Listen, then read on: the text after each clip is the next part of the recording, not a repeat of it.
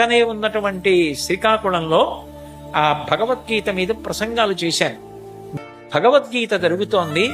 ఈ కార్యక్రమంలో వాలంటీర్స్ గా ఉంటామని అది నిర్వహించినటువంటి డాక్టర్ గారి పేరు కూడా డాక్టర్ హర్షవల్లి, అరసవల్లి పేరు హర్షవల్లి. ఆవిడ దగ్గరికి వెళ్ళి మేము వాలంటీర్స్ గా పనిచేస్తామని, మగపిల్లలు ఆడపిల్లలు వాలంటీర్స్ గా పనిచేస్తే నేను పరవశించిపోయి ప్రతిరోజు నేను ఎక్కడ ఏ కార్యక్రమం చేసినా అది గురుదీపిక అన్న పేరుతో మర్నాడు వస్తుంది. ఇంటర్నెట్ లో యూట్యూబ్ లో పెడతారు. ఆ గురుదీపిక కార్యక్రమంలో నేను అన్నీ పెట్టనివ్వను.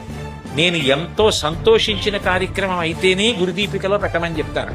నేను మా అబ్బాయికి ఫోన్ చేసి చెప్పా, మెడిసిన్ చదువుకుంటున్న పిల్లలు 2nd year 3rd year 4th year డాక్టర్లు వచ్చి వాలంటీర్స్ గా పనిచేస్తూ నేల మీద కూర్చుని పెద్దవాళ్ళకి సీట్లు ఇచ్చేసి వాళ్ళు భగవద్గీత విని వాళ్ళు నా దగ్గరికి వచ్చి మాకిప్పుడు బాగా అర్థమైంది, అసలు మేము బాగా ఊంచుకోవాలంటే జీవితంలో వృద్ధిలోకి రావాలంటే భగవద్గీత సాధనం.